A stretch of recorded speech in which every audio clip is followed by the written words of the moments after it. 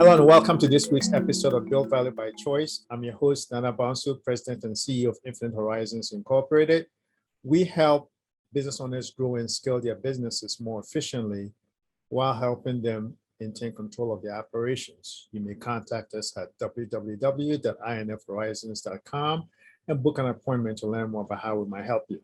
Also, please don't forget to subscribe and give us a rating and also leave us a review if you so choose. And don't forget to leave us a comment on our Facebook community page. Just search for Build Value by Choice. We also have a free ebook that we're giving out. You can go to https://bit.ly/productize ebook one word to download it. Now to today's topic, which is about automating your service businesses with a technology called StaffNet. This technology can free up to 5 hours of your time per week to focus on more important tasks.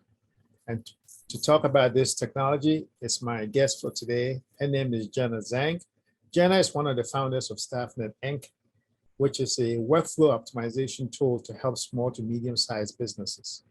Jenna truly believes in sharing knowledge to help spark growth and self-development. She also believes in inspiring others to grow and share their life gifts with the world, from building their brand to all things business, marketing, and development. Welcome to the show, Jenna. Thank you for having me. I'm excited to be here. Wonderful. So I wanted to kind of get started and ask you, what inspired you and your co-founders to start StaffNet Technology? Yeah, so we had a pain point that we were trying to solve. That's like effectively. So that was kind of our inspiration. And initially, it wasn't meant to be a business. It was meant to be our solution at the time. So it was kind of a happy accident, if you will. Can you walk us through how your technology works? Yeah, absolutely. So our pain point for our small business at the time, we own a cleaning business as well. We established that back in 2018. So running a small business and having no experience myself in business at all, I didn't realize how many little tasks there were here and there, fires to put out throughout the day. Before we hopped on the recording, you and I were just talking about, there's something always that pops up, right? And so through that, we had a lot of pain points in just our time being eaten up by all of these tasks that were very important to keep the business operating, but it was pulling away from my ability to grow my business the way that I wanted to. So from there, I became the automation queen. So I created StaffNet to create automations. And basically the automations are what's going to save you the 5 hours that you mentioned. So what StaffNet does is a workflow optimization tool that will allow you to take back your time by setting automations in place for employee scheduling, client follow-ups and confirmations, team messaging, payroll, so timesheets and job reports, just to name a few. So it sounds like an all-in-one platform. Yeah, it's like a baby ERP. So that's what I call it. So we're not Oracle or anything like that, but we're definitely made for the little guy to be able to run like the mega corps, essentially. What specific niche industries do you focus on, or are you kind of open to all? Yeah, so we did beta testing and we did a wide variety of businesses, but we definitely found our people, our community would be in the service sector. So that would be anything from a plumber, a cleaning company, moving company, but that's not to say that other businesses didn't find value within it. Restaurants are using it now. We have a few brick and mortar stores, basically anybody who has employees where you need to schedule people out and create these automations, it works effectively. And where's your sweet spot in terms of the number of employees that these businesses have? Yeah, so our people would be the small to medium market. So that would be around, so we have a freemium package, which is 1 to 4. So that would be like, you're just in the startup phase, maybe it's just you and your co-founder or a very small team. And then from there, we go up from 5 to 25 and then 26 to 50. So that's the grand range that we would cover. So for a small business, what would be the ideal way to implement your technology to see the benefits that, excuse me, you guys offer? Yeah, so I would set in automations for your employees. So set a recurring schedule. This would be setting up notes to reoccur if there's specific tasks within that. And then from there, you're going to set the automation to reoccur biweekly, every month, whatever the cadence may be. And that's going to happen automatically for you. So you could be sleeping and the schedule is just going to be posted for your employees. So you take the legwork out of that and you remove the human error as well, right? So you're not having to do it several times. You're doing it once, setting it in place and letting technology do the work for you. Another thing that small businesses could implement right away would be putting all your clients within our CRM. So being able to track the clients that you have and maybe prospects that are in their buying phase right now. The beauty about that is you can take notes within this platform. You can also set reminders to follow up with these clients. So you're never going to let a client or a potential client fall through the cracks. So we want to make sure that we're having all the touch points covered through that. And then we have daily team communication that you can set up. So much like email, you can send out an email to your team, but this is really nice because you can schedule these memos to be sent out effectively to their mobile phones, because this is a software. So you use it on your computer, but you can use it as an app as well too, because since we are more catered towards service-based businesses, a lot of teams are deskless and they work remote. So what are they bringing everywhere with them? Their phone. So from there, by creating these automations, all of the job information will be in their phone, your employee's phone, to allow them to be able to access all of this. And this is with you doing the work once and it just repeating over and over and over again in the cycle that you set.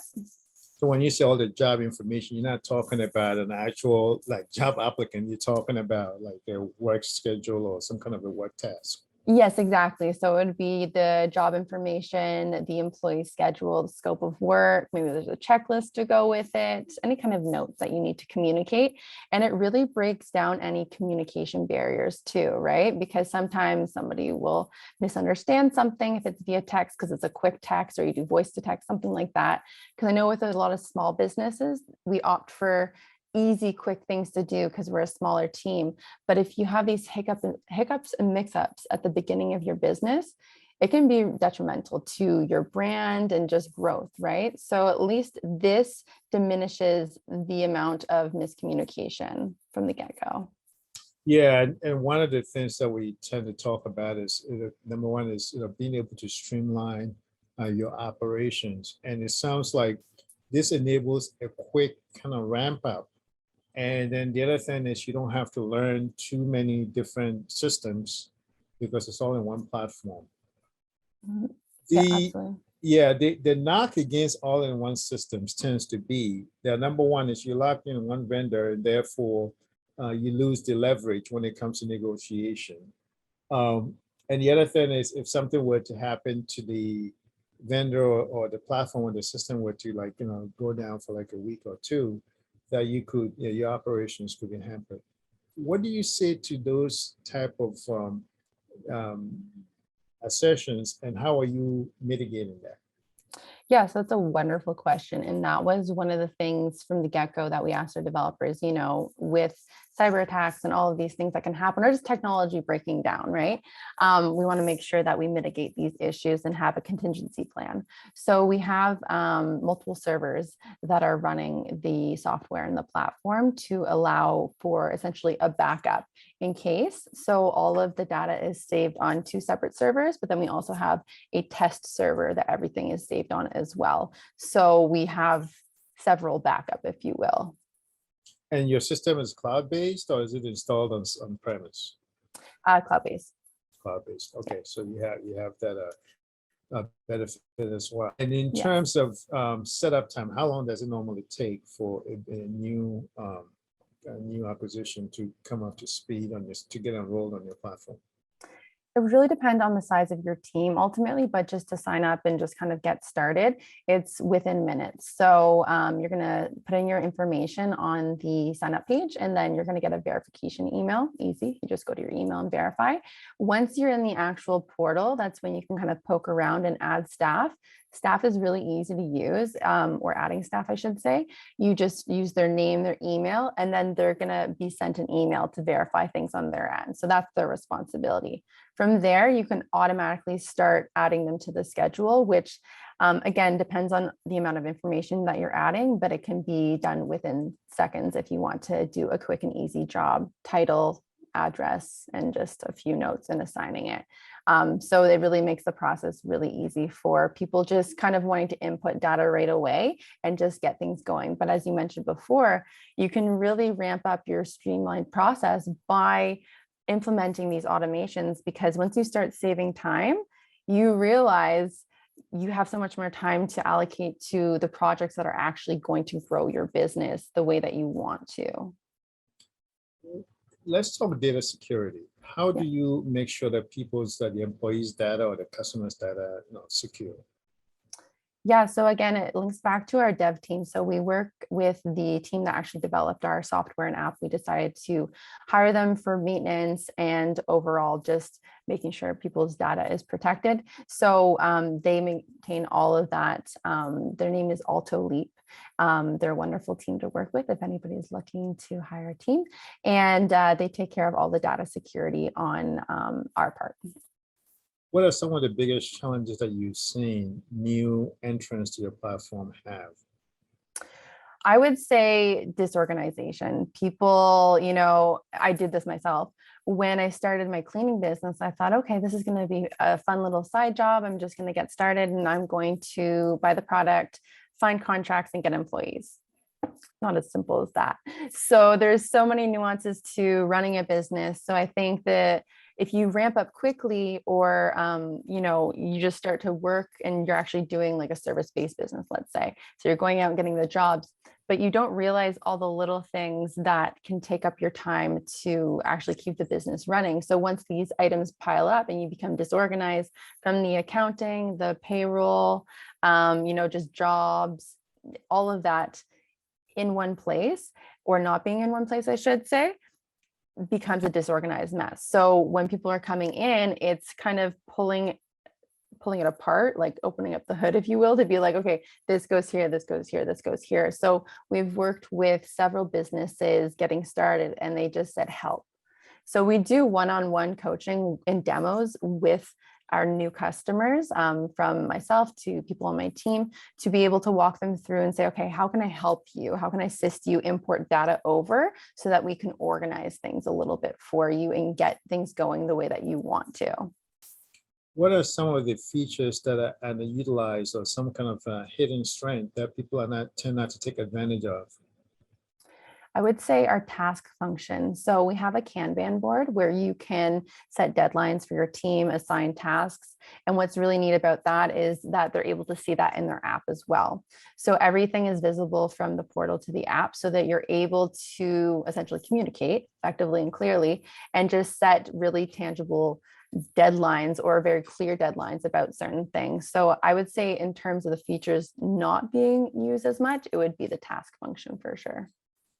Now, I know this is kind of a esoteric question, but was there any kind of idea or thinking behind the name that you chose for the product? Is there? So that would be the co-founder, Dwayne. He came up with the name. I don't remember the names that we thought of, but it was probably 6 months ago or something like that. I was looking through the notes on my phone and I found, because you have hundreds of notes as an entrepreneur, right? And I found this one, and it was the list of names that we had come up with and stuff. So it's pretty funny to go through. I can't remember it off the top of my head, but I don't remember his process of going through that, but that was his task. Okay.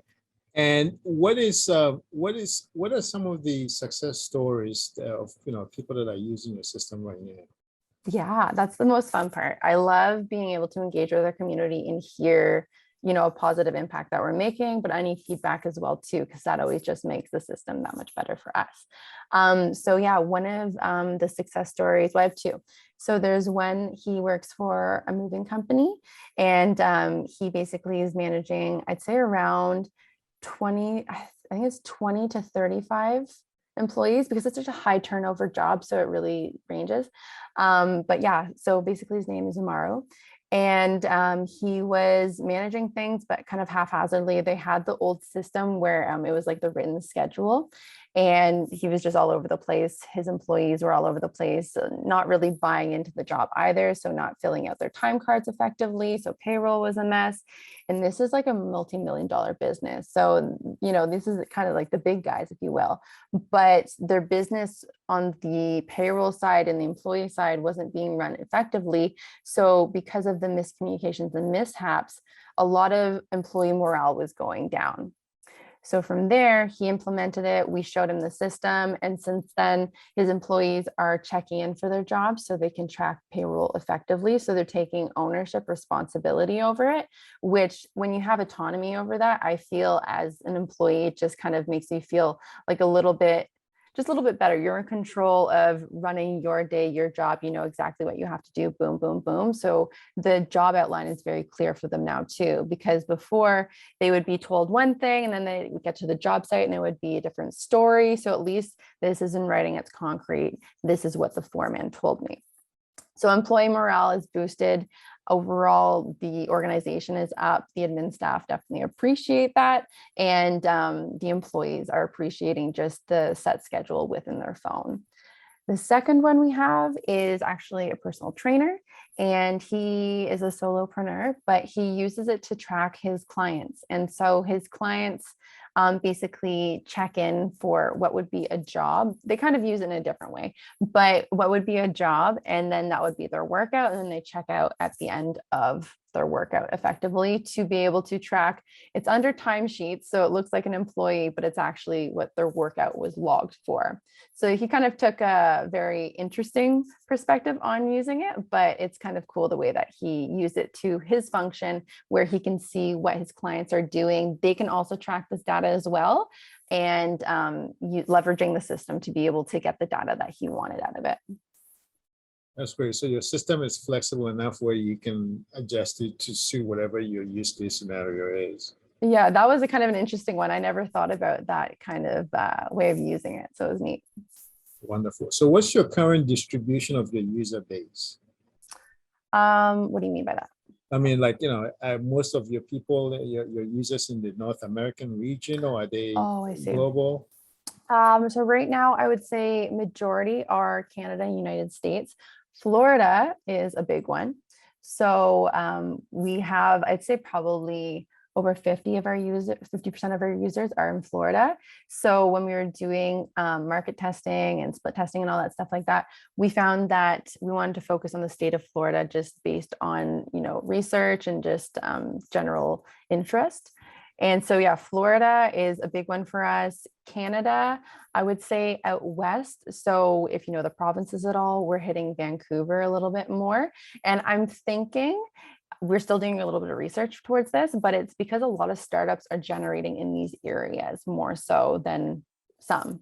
So it'd be interesting to focus on different states for the United States, because obviously that is a larger group of people. And then in terms of leaving outside of Canada or North America, I should say, it's like probably less than 5%. Got it. So what are your current growth plans or acquisition plans, if you may? Yeah, so as of right now, we have over 150 freemium users, and then we have close to 100 paid users for the middle plan, which is the standard, from 5 to 25 users. We don't have too many on the pro. I think it's like a handful. And so, yeah, basically our plans for the future, I would like to hit 500 accounts for this year between the freemium and the standard, and hopefully the pro as well too. But again, we're for the little guy, if you will, for very small businesses, because that's who we were. And that's what I want to do, is I want to solve a pain point for people who were just like me, right? And yeah, in terms of the coming year, I would say kind of a happy accident that started to happen was through our email newsletters. I just put a button because I saw it in one of my other emails that I subscribe to, just saying if you have any questions or just you like to make a comment or something like that, like or subscribe, not like or subscribe, click here and reply to me. So that's what I started doing. And then from there, some of our clients, not even clients, just subscribers, because we have our blog, start asking questions. So we actually started doing free consulting on the side. It's still totally free. It's like 15 minutes, so a nice little coffee break. But it's kind of interesting to see where that will go in the next year or so, because so far it's really filling my cup to be able to share knowledge, but it's vice versa. They're also sharing knowledge with me and giving me a different perspective with their lens, right, of how their business operates, what their pain points are, and definitely gives me ideas for StaffNet for the future. So it looks like there's a lot of lines ahead. Any final words of advice or comment or pitch that you want to make to our listeners? Yeah, if you're thinking on an idea, I say scrap the imposter syndrome and just give it a go. At the end of the day, being a solopreneur can be really scary. And I think we fear judgment from others, especially those who are closest to us. Because as much as they care, there's a lot of doubt that they carry as well. I say just do the damn thing and just go out there and do what will make you happy, because at the end of the day, you being filled with regret it's not worthwhile. Give it a go and pull your seat up to the table. You don't have to wait for somebody to give you permission. That's a wonderful and strong words of encouragement. So thanks again, Jenna, for joining us today. Really appreciate your insights, and definitely best of luck. It's a hot new technology, and that's really going to help give the little guy, the Davis of the world, a bit of a shot against the bigger guy. So thanks again for stepping into the arena and making it happen. So now, if people want to get in contact with you or follow your work, how can they do that? Yeah, they can check out our website, staffnet.ca, for anybody signing up for a trial. So we have 14 days for free right now, so they can give us a go, a little test drive. And then our team works closely with any trials to do demos and whatnot. So we're always in contact. And then from there on LinkedIn is where we like to hang out the most. So that would be StaffNet Scheduling. And if you're more privy to Instagram, we're at StaffNet. Wonderful. Well, thanks so much. And for our listeners, that'll be it for this week. Don't forget to join us on a conversation on our Facebook community page and give us a rating and a review on the podcast platform. Bye for now.